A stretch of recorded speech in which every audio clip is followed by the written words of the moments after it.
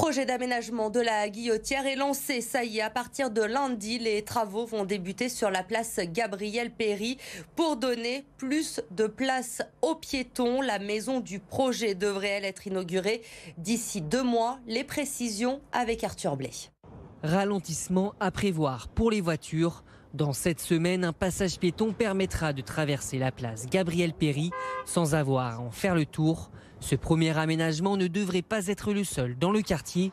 La majorité écologiste envisage la fin du stationnement pour les voitures sur le cours Gambetta et la piétonisation d'une partie de la rue de Marseille. Des aménagements à l'étude pour apaiser le quartier. Éviter les rencontres de flux. Oui, ça permet d'apaiser plus globalement, ça permet d'éviter des situations d'engorgement, enfin de concentration de personnes qui peuvent être non pas génératrices, mais plutôt facteurs aggravant ou facilitant les conflits entre personnes. Durant sa visite à la Guillotière, Grégory Doucet a échangé avec des policiers municipaux sous l'œil de nombreux médias lyonnais. Autre annonce, dans 2 mois, la maison du projet Gabriel-Péri ouvrira au public.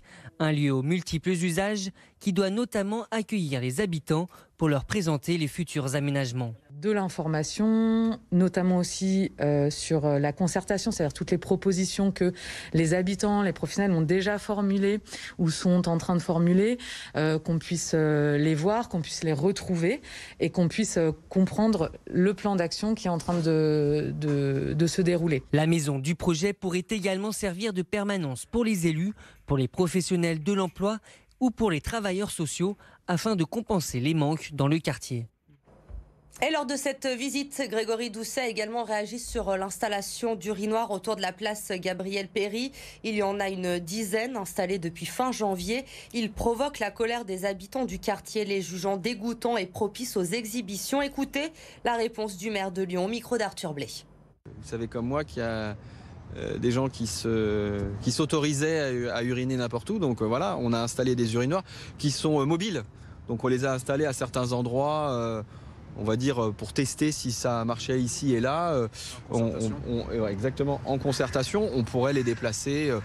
Ça fait polémique chez certains qui ont envie de faire de la polémique. Je veux dire, on a pris le temps d'écouter dans nos ateliers. C'est une demande qui est remontée.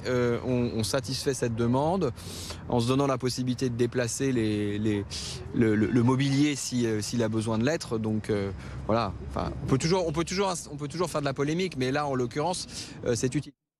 Un homme de 34 ans sans domicile fixe a été placé en garde à vue. Il est accusé d'avoir agressé sexuellement une fillette de 9 ans. Ça s'est passé hier soir dans le quartier des Minguettes à la Vénissieux. Il a été surpris par des témoins. La police a pu l'interpeller alors qu'il prenait la fuite. Le parquet de Lyon a ouvert une enquête pour tentative de viol sur mineur de moins de 15 ans. Dans l'actualité également, ce soir, les vacances scolaires débutent ce soir pour les écoliers du Rhône. À la rentrée, le 28 février prochain, le protocole sanitaire sera allégé. On va y revenir dans un instant, mais d'abord, comme chaque vendredi, le point sur la situation dans les écoles de l'Académie de Lyon. Et elle s'améliore, la situation. 524 classes sont fermées contre 922 vendredi dernier. Le nombre de contaminations est lui aussi en forte baisse. 7217 cas positifs chez les élèves contre près de 20 000 il y a 7 jours. C'est donc dans ce contexte que Jean-Michel Blanquer, le ministre de l'Éducation nationale, a annoncé aujourd'hui l'allègement du protocole sanitaire dès la rentrée des vacances. On va faire le point sur ce nouveau protocole sanitaire avec Jade Terlinck ce soir. Jade, quels seront les changements dans le Rhône à partir du 28 février ? Eh bien, dans les écoles primaires, le protocole sanitaire rétrograde de la phase 3 à la phase 2. Alors concrètement, comment cela va-t-il s'appliquer ? Tout d'abord, le port du masque en extérieur ne sera plus obligatoire, mais il reste en vigueur en intérieur pour le personnel et les enfants de 6 ans et plus. Ces enfants qui pourront également reprendre le sport en intérieur sans masque, sous réserve d'avoir une distanciation, ce qui exclut donc les sports de contact. Autre bonne nouvelle annoncée par Jean-Michel Blanquer aujourd'hui, soulagement pour les parents, pour les enfants aussi. Fini les 3 autotests, le protocole là aussi est allégé. Oui, comme vous dites, fini les 3 autotests qui pouvaient être très contraignants lorsqu'un cas positif était détecté dans une classe. Dès la rentrée, un unique autotest ou test antigénique à J+2 suffira et les attestations sur l'honneur demandées aux parents pour justifier de la réalisation de ces tests, eh bien, elles disparaîtront. Le brassage des élèves sera désormais possible par niveau et non plus seulement par classe. Et enfin, du côté des collèges et des lycées, aucun changement. Le protocole sanitaire en vigueur depuis septembre restera identique. Merci Jade pour le détail donc, de ce nouveau protocole mis en place dès le 28 février dans le Rhône. À cette date, sachez également que le port du masque dans les lieux clos soumis au pass vaccinal ne sera plus obligatoire. Cela concerne notamment les restaurants, les cinémas ou encore tous les lieux de culture.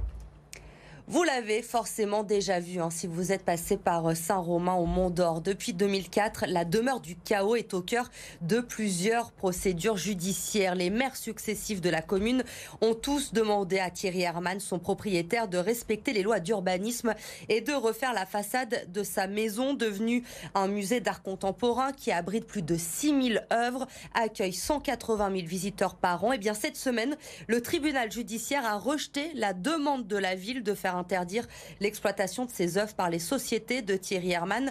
C'est une première, un soulagement évidemment pour le propriétaire de la demeure du chaos. Écoutez-le au micro d'Amélie Duchamp. Aujourd'hui, les pouvoirs publics, le parquet, tout le monde a parfaitement compris la mise en scène de la mairie.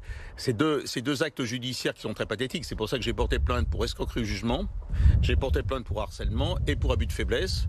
Voilà, donc là je suis serein.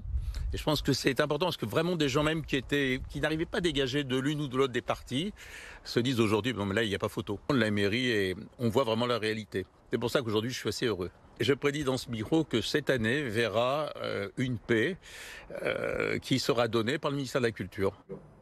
La pression est clairement sur les épaules de l'OL. Demain soir, les Lyonnais reçoivent Nice au Groupama Stadium. Les Aiglons, 3e de la Ligue 1, qui reste sur une victoire cette semaine en Coupe de France face à Marseille, alors que l'OL doit très vite effacer le revers à Monaco la semaine dernière. Eline Dany, Antoine Salva et Arthur Blais. Pour être sur le podium en fin de saison, il faut gagner, sous-entendu gagner face à Nice. Cette phrase prononcée par le président de l'OL, Jean-Michel Aulas, met forcément la pression sur l'équipe rhodanienne et son entraîneur. Je ne parle pas de podium parce que ce n'est pas la peine quand tu es où on est. Chaque défaite, ça a mis la pression, mais c'est normal, ça, c'est aucun problème. En fixant un ultimatum relatif aux résultats de son équipe pour fin février, le président lyonnais avait déjà mis la pression sur Peter Bosz en janvier. Depuis, l'OL, 8e avant cette journée, s'est remis dans le sens de la marche, enchaînant 7 matchs sans défaite, jusqu'au revers sur la pelouse de Monaco le week-end dernier, un coup d'arrêt. Ah oui, absolument, parce qu'on était habitué de gagner les derniers mois. Bon, on a analysé, on a parlé avec le groupe, et on a essayé de faire beaucoup mieux contre Nice. Faire mieux qu'au match aller par exemple, où Lyon menait 2-0 à Nice avant de faillir dans les dernières minutes. De quoi être revanchard. Moi, personnellement, ah oui, bien sûr. On était dans une période où on joue bien. Et là, les 80 minutes, c'était vraiment bien. Et je ne pense pas qu'il y a qu'une personne qui a croyé Nice va gagner ce match. Une victoire demain soir permettrait à l'OL de revenir à 5 points du podium et de la 3e place occupée par les Aiglons.